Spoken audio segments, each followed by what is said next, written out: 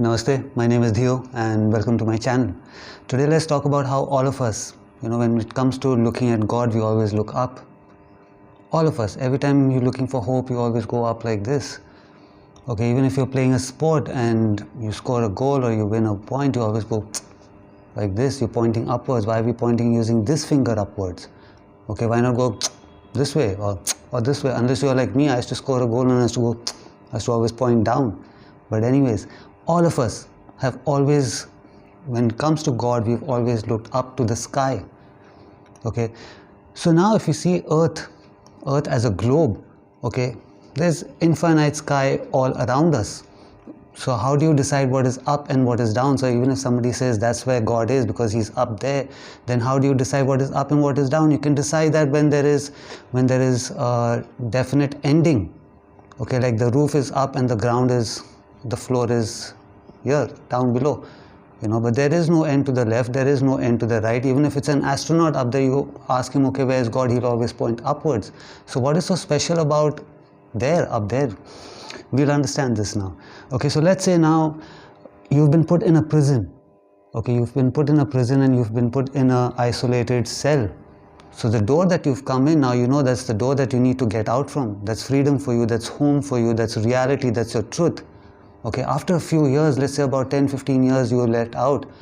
Within another month, you're back inside. This keeps going on for a long period of time, back and forth, in and out. So that door, the feeling of getting out for your freedom is where you keep looking at. You're not going to stare at a wall, you just keep looking at that door because you know how it feels, you know how home feels, how reality feels.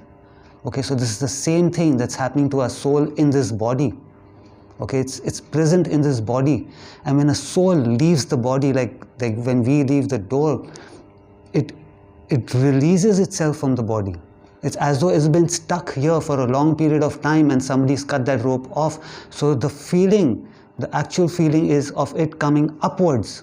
Okay, it never goes to the side, it never comes down, it never goes to the other side, but it's always upwards. So our soul knows the feeling of what it feels like.